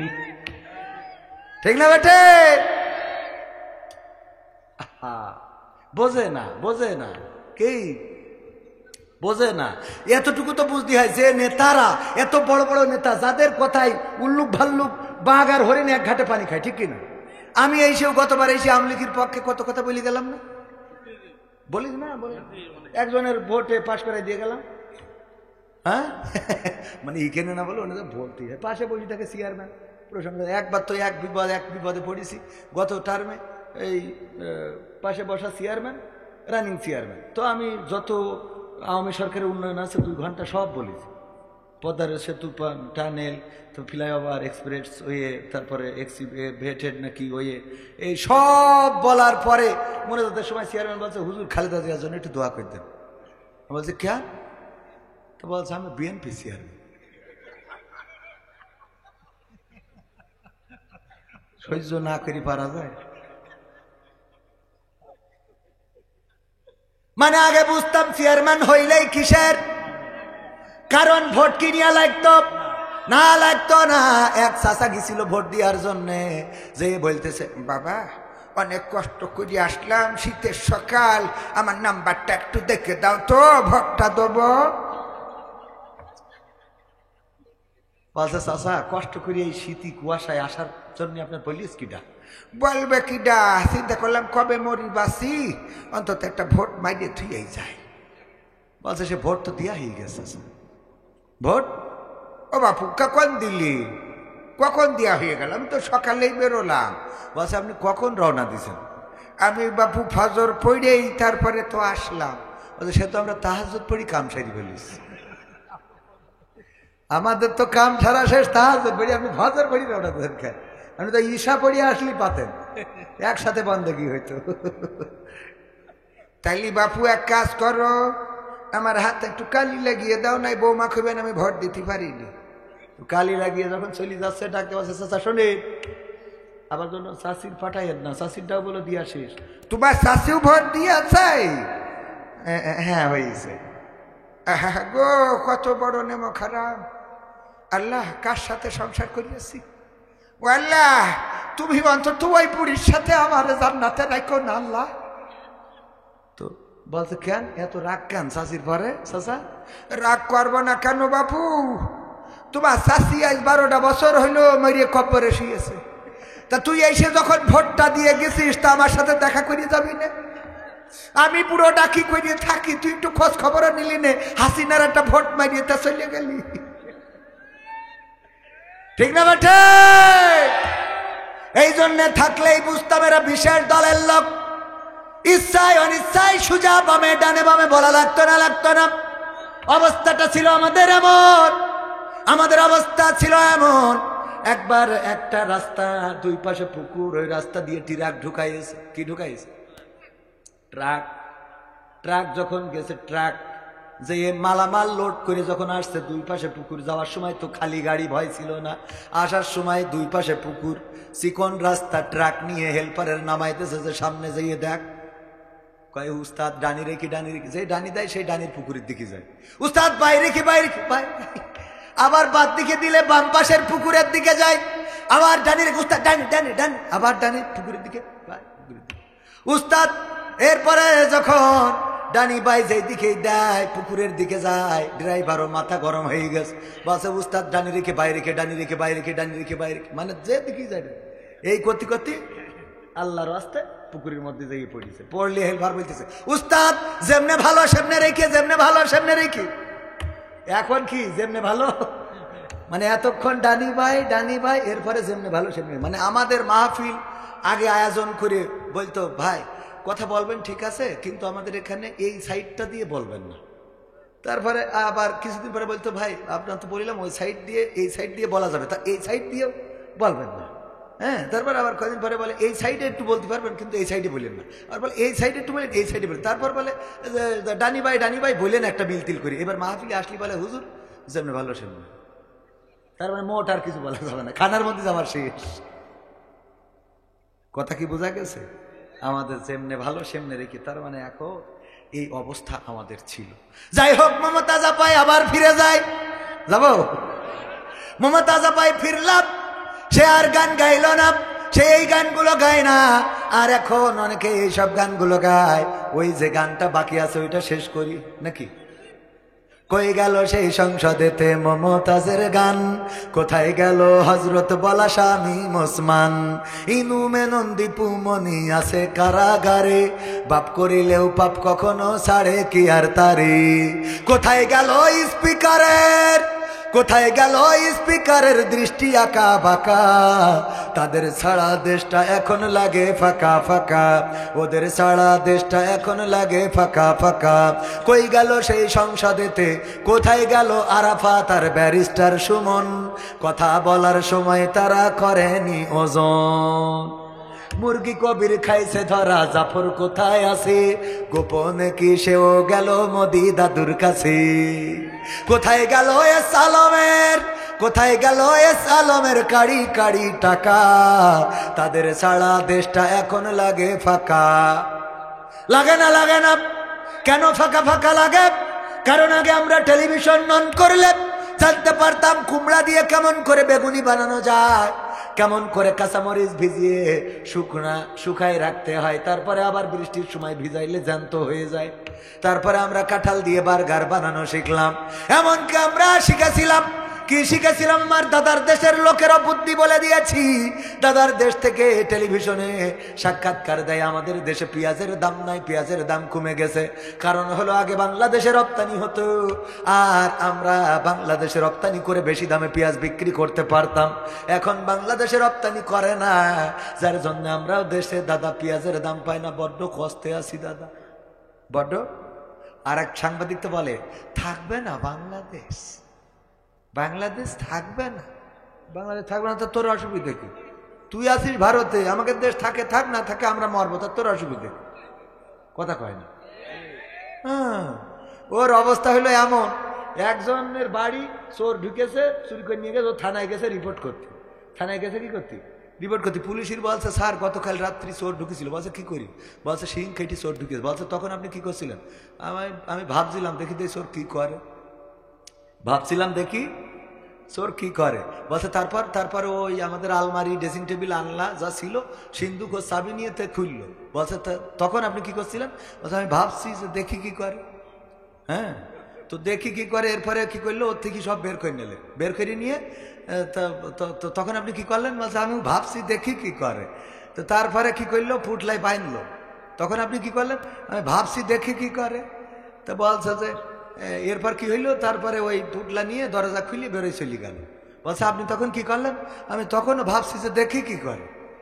তা বলছে আপনি এখনো ভাবতেছেন? তা বলছে আমার মাল চুরি করে নিয়ে যাচ্ছে, তা আমি ভাববো না, তা আপনি ভাববেন? মাল চুরি করে নিয়ে চলে যাচ্ছে আমার, তা আমি ভাববো না, তো কি আপনি ভাববেন? আমি চিন্তা করবো না, তা আপনার চিন্তা। তো দেশ আমাদের, দেশ থাকবে না, তো থাকবে না সে আমরা চিন্তা করবো, এই দেশের লোক আমরা। তোর এত টেনশন কিসের? কথা কয় না, ঠিক না বেঠে? আমি বললাম ওগো দাদা, পেঁয়াজ নিয়ে এত দুঃখ করে লাভ নাই, কারণ আমাদের নেত্রী এমন একজন নেত্রী, এই দেশে থাকতে আমাদের পেঁয়াজ ছাড়া কেমনে রাঁধতে হয় শিখাই, তারপর ওই পারে গেছে, ঠিক না বেঠে? পেঁয়াজ ছাড়া রান্না আমরা শিখে ফেলেছি, সুতরাং তোমরা দিলেও অসুবিধা নাই, না দিলেও অসুবিধা নাই, পেঁয়াজ ছাড়া আমরা খাইতে পারবো। এমনকি সামনে আসছে রোজার মাস, আল্লাহ রাব্বুল আলামিন রমাদানের রোজাকে আমাদের উপরে কি করেছেন? ইয়া আইয়ুহাল্লাযীনা আমানু কুতিবা আলাইকুমুস সিয়ামু কামা কুতিবা আলাল লাযীনা মিন ক্বাবলিকুম লাআল্লাকুম তাত্তাকুন। আল্লাহ বললেন, ও ইমানদারেরা শুনে নাও, আমি যেহেতু রোজার আগে আর আপনাদের সাথে দেখা হবে না, সুতরাং আমার যুবক তরুণ কিশোর যারা আছেন সবাইকে বলবো রমাদানের রোজাকে হেলাই ফেলাই কাটিয়ে দিবেন না। গত বছর রমাদানের রোজা যারা পেয়েছে এই বছর রমজান পায় নাই এমন মানুষ আছে না নাই? গত বছর মনে করেছিল আগামী বছর রমাদানের রোজা রাখবো, আগামী বছর রাখবো, এই বছর আমি অসুস্থ, এই বছর আমি ক্লান্ত, এই বছর আমার কাজ বেশি, এই বছরে আমার কষ্টটা বেশি হচ্ছে, সুতরাং আগামী বছর আমি রোজা পালন করব। আগামী বছর আসার আগে অনেককেই আল্লাহ রাব্বুল আলামিন ওপারের বাসিন্দা করে নিয়েছেন। সুতরাং ভাইয়েরা আমার, আমরা রোজাকে অবহেলায় কাটিয়ে দেব না। আল্লাহ বলেছেন, ও ইমানদারেরা শুনে নাও, তোমাদের উপরে রমাদানের রোজাকে ফরজ করে দিলাম যেমন পূর্ববর্তী গণের উপরে ফরজ করা হয়েছিল। সময় আর বেশি নেব না, মা বোনদের জন্য দুই একটা কথা বলা দরকার, পুরুষদের জন্য যুবকদের জন্য কিছু নসিহা করা দরকার।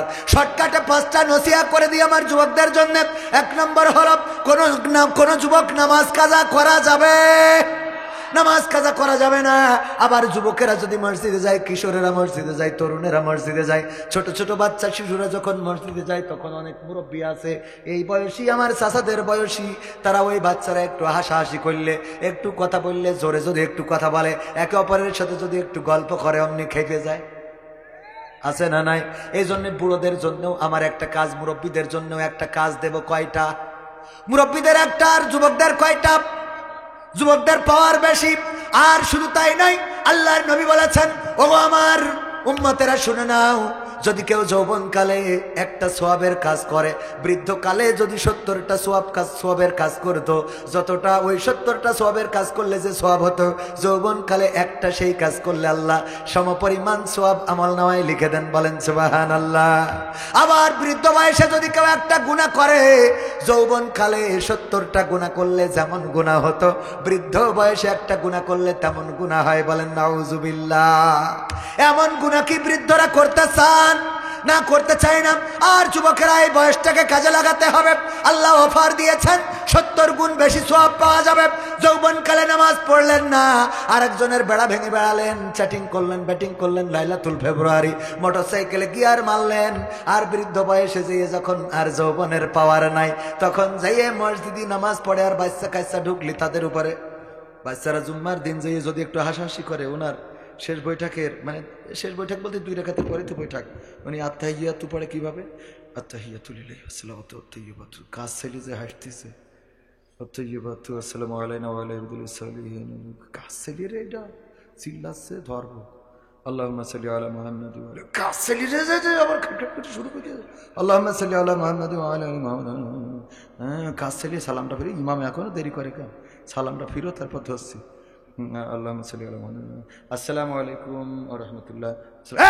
এই কাজ ছেলে রে, এই ধৈর্য করে, আরে বাবা, ঠিক না বেঠে? ও বসে থাকে কাজ ছেলেটা ধরার জন্য। এগুলো কি করা যাবে? আপনাদের মসজিদে আছে না নাই? বাংলাদেশের অধিকাংশ মসজিদে বাচ্চাদের নামাজে উৎসাহিত করা হয় না, বাচ্চাদের মসজিদে যেতে দেওয়া হয় না। ওগো আমার ভাইয়েরা, বাচ্চাদের মসজিদে তো যেতে দেবেন মুরব্বীদের জন্য যে কাজ, 1 নম্বর একটাই কাজ, সেটা হলো পকেটে কিছু চকলেট নিয়ে যাবেন, কাঠি লজেন নিয়ে যাবেন, ছোট ছোট বিস্কুট নিয়ে যাবেন।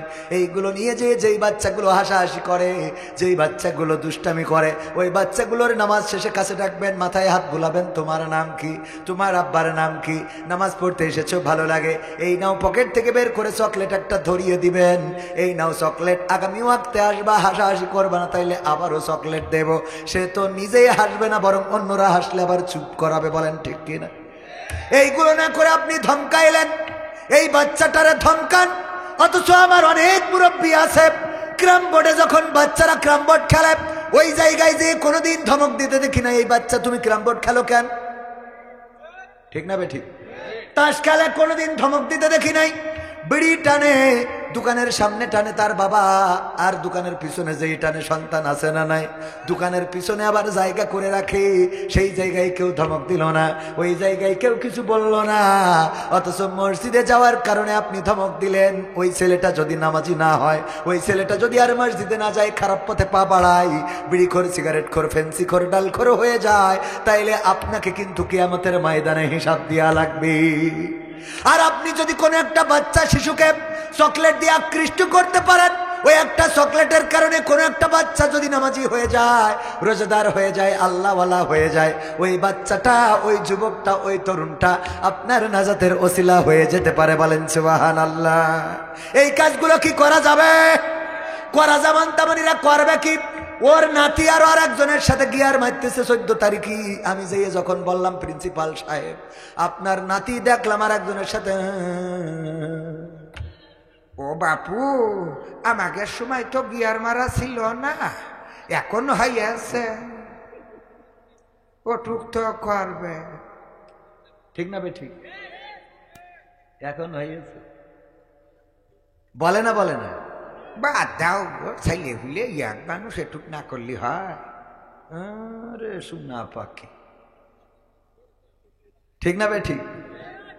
আবার পর্দা করে, বুরখা পরে দাদি আর নাতি। নাতির অবস্থা কি বলবো, বুরখা পরে কি ডাল, দাদি কেমন বুরখা, হাত মোজা, পা মোজা, চলে ভাঁজ পড়ে গেছে, ওর দিকে কুত্তাও থাকাবে না। এ এত কায়দা করি। আমি বুরখার বিরুদ্ধে বলছি না, কিন্তু মানে বলছি উদাহরণ দিতে। উনি আর নাতি, ওরে বাবা, লিপস্টিক তো মারিস মারিস, আবার এমনি তার কাটার বর্ডার করেছে, কালো করে বর্ডার, এটা সীমানা, এর মধ্যে কিস মারতে পারবে, এর বাইরে না। ও ওই সেই সারের গল্পটা তো এখনো শেষ করা হয়নি। কিসের কথা বলতে মনে পড়ে গেল না? কিস এটা তো খারাপ জিনিস না, স্ত্রীরে কিস করা। তো ওই চাচারে কইছে কি, ভাতিজারে, যে তোর চাষি তো বিয়ে করে আনার পরে আমার ঠোঁটের সাথে ঠোঁট লাগাইতে দেয় না, একটু বলিস দিন। তো চাষি ডেকে বলছে, চাষি জানেনি তো আমার চাচা হলো সমবয়সী, এটা মনে দুঃখের কথা প্রকাশ করেছে, ঠোঁটে নাকি আপনি কিস করতে দেন না। তো বলতেছে যে যেহেতু বলে ফেলিছে, আমি তোমারে বলি ভাতিজা, সে বিড়ি সিগারেট খেয়ে মুখের যে অবস্থা করে রেখেছে, ওর পাশায় কিস করা যাবে, তা ঠোঁটে না। এত দুর্গন্ধ আছে না নাই? এত নামাজে দেখবেন, যখন ইমাম বলে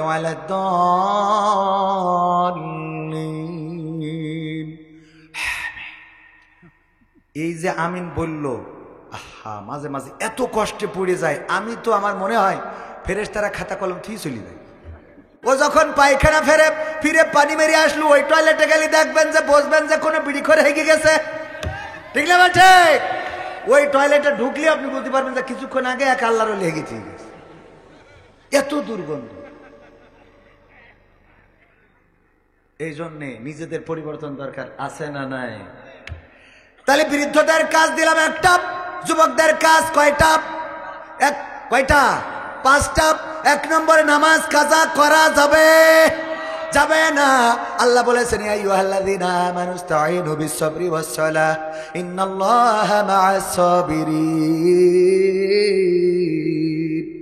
আমার আল্লাহ বলছেন, ওগো ঈমানদারেরা শোনো, তোমরা ধৈর্য এবং নামাজের মাধ্যমে আমার সাহায্য প্রার্থনা করো। তার মানে যারা প্রেমিকার পিছনে ঘুরে বেড়ান, ভালোবাসা অ্যাকসেপ্ট করে নাই, মনের দুঃখে মাল খান টাল হয়ে পড়ে থাকেন না, ওইগুলো করার দরকার নাই। যেহেতু আপনারে ভালোবাসে নাই, সুতরাং আপনি এবার ধৈর্য দিয়ে নামাজ দিয়ে মোকাবেলা করেন। মসজিদে ঢুকে যান, আল্লাহর কাছে সাহায্য চান।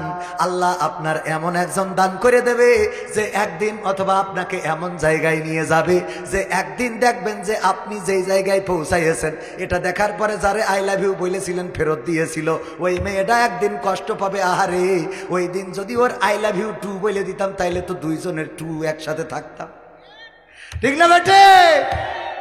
কথা কি বোঝা গেছে? সাহায্য চাইতে হবে কার কাছে?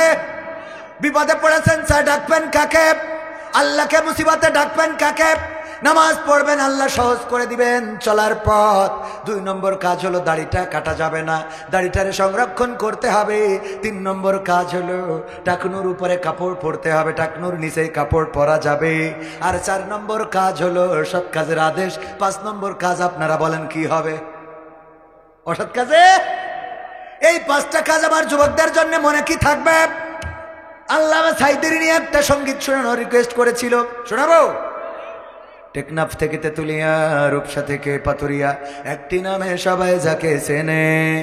এক দুইজন নয়, 1.5 শতাধিক মানুষ জীবন দিল শুধু জারি প্রেমে। টেকনাফ থেকে তেতুলিয়া, রূপসা থেকে পাতুরিয়া, একটি নামে সবাই যাকে চেনে।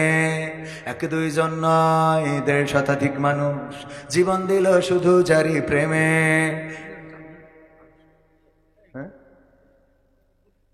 সেই মানুষের মুক্তি চেয়ে যেতাম আমি গান গে, সেই মানুষের মুক্তি চেয়ে যেতাম আমি গান গে, সেই মানুষটি নাই দুনিয়ায় নাই। আজ আর মুক্তি চাওয়ার নাই প্রয়োজন নাই রে, আজ আর আমার গানের নাই প্রয়োজন নাই। আজ আর মুক্তি চাওয়ার নাই প্রয়োজন নাই গো, আজ আর আমার গানের নাই প্রয়োজন নাই। আল কোরআনের মধুর বাণী বলতো সুরে সুরে, নবীর বাণী পৌঁছে দিত বিশ্বটাতে ঘুরে। আল কোরআনের মধুর বাণী বলতো সুরে সুরে, নবীর বাণী পৌঁছে দিত বিশ্বটাতে ঘুরে। তার মুখের বয়ান শুনে হতো মুসলমান, বুকের সাথে বুক মিলিয়ে ধন্য কত প্রাণ। সেই মানুষের মুক্তি চেয়ে যেতাম আমি গান গে, সেই মানুষের মুক্তি চেয়ে যেতাম আমি গান গে, সেই মানুষটি নাই দুনিয়ায় নাই।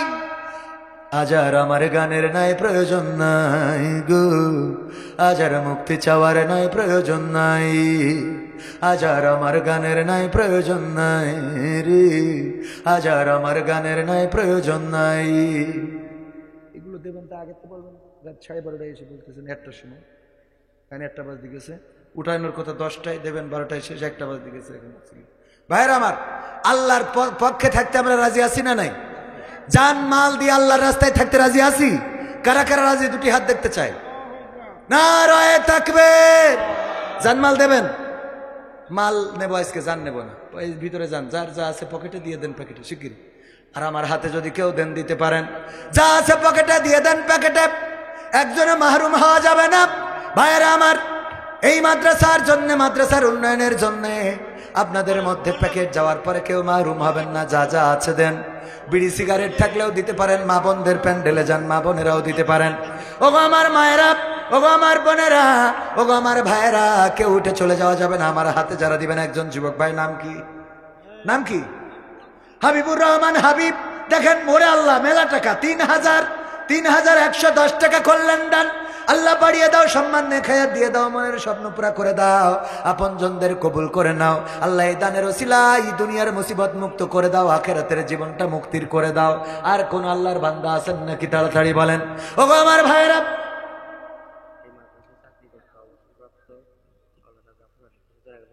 মাওলানা জাফর আলী দাদা, আমাদের ছোট ভাইয়ের দাদা, এই মাদ্রাসায় চাকরি করতে অবসরপ্রাপ্ত, মারা গেছে। 1000 টাকা দান করলো। আল্লাহ দানকে কবুল করো, আল্লাহ মনের নেক মাকসাদ পুরা করো, আল্লাহ কবরকে জান্নাতের বাগান বানাইয়া দাও। আর কেউ যদি দিতে চান ইট রড সিমেন্ট বালু, এই কেউ না দিয়ে যাবেন না। আমাদের রুমাল গিয়েছে, এই রাত 1টার সময় টাকা চাইলে আপনারা থাকবেন না, এটা ভালো করে জানি। ওগো আমার ভাইয়েরা, এছাড়াও কালকে আপনার প্রস্তুত নিয়ে আসবেন, কালকেও মাহফিল আছে, আপনারা এসে কালকে মন খুলে দান করে যাবেন। আর কেউ যদি আমার হাতে দিতে চান, আমি মুসাফির মানুষ, দোয়া করে দেব।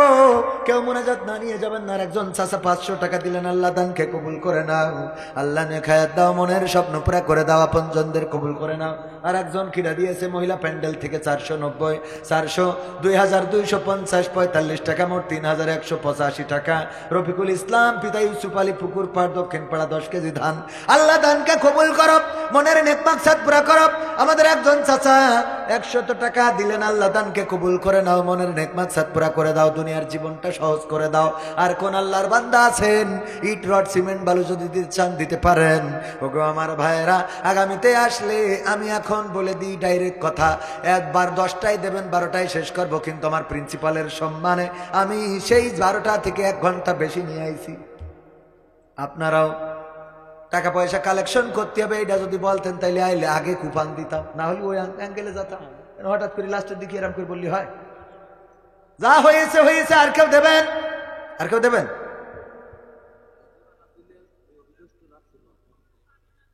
গেছে বার আসিলাম, রিকোয়েস্ট দুইটা রাখতে হবে, তুমি যার লাগে। দেখো দেখো দেখো, ওয়ালাইকুম আসসালাম, নাম কি? আব্দুল খালেক সাহেব। 1 2 5 750 টাকা, আল্লাহ দানকে কবুল করে নাও, নেকায়াত দিয়ে দাও। আচ্ছা একটা রাখছি, যেহেতু যুবক মানুষ, ওই যুবকটা আমাকে বলেছিল সারা রাত, তার মানে সব দেখেন, সব লম্বা লম্বা দাড়িওয়ালা অনেকেই চলে গেছে, কিন্তু এই যুবক, আল্লাহ এই জাতীয় যুবকদেরকে ইসলামের জন্য কবুল করে। আরেকজন সাইফার, পিতা আব্দুল আলিম, পুকুর পাড় 20 কেজি ধান, আল্লাহ কবুল করো। তুমি যার লাগে এমবি ভরো, তার তো বাটন ফোন। তুমি যার লাগে এমবি ভরো, তার তো বাটন ফোন। ওরে কেমন করে বুঝবে রে সে, কেমন করে বুঝবে গো সে, ডিজিটাল তোর মন। তুমি যার লাগিয়া, তুমি যার লাগিয়া এমবি ভরো, তার তো বাটন ফোন। মেসেজ দিলে সিন করে না, দেয় না তো রিপ্লাই, ভিডিও কলে বলবা কথা, ক্যামেরা তার নাই রে, ক্যামেরা তার নাই। মেসেজ দিলে সিন করে না, দেয় না তো রিপ্লাই, ভিডিও কলে বলবা কথা, ক্যামেরা তার নাই রে, ক্যামেরা তার নাই। ওরে ডিজিটাল এই যুগ জামানাই, ডিজিটাল এই যুগ জামানাই, অ্যানালগ তার মন। তুমি যার লাগিয়া, তুমি যার লাগিয়া এমবি ভরো, তার তো বাটন ফোন। প্রেম প্রীতি ভালোবাসা বিয়ের আগে নয়, মনের মধ্যে রাখো যুবক, আল্লাহ তাআলার ভয় রে, পরকালের ভয়। প্রেম প্রীতি ভালোবাসা বিয়ের আগে নয়, মনের মধ্যে রাখো যুবক, আল্লাহ তাআলার ভয় রে, পরকালের ভয়। ওরে তবেই তুমি মুক্তি পাবা, তবেই তুমি মুক্তি পাবা দোজখের আগুন। তুমি যার লাগিয়া, তুমি যার লাগিয়া এমবি ভরো, তার তো বাটন ফোন।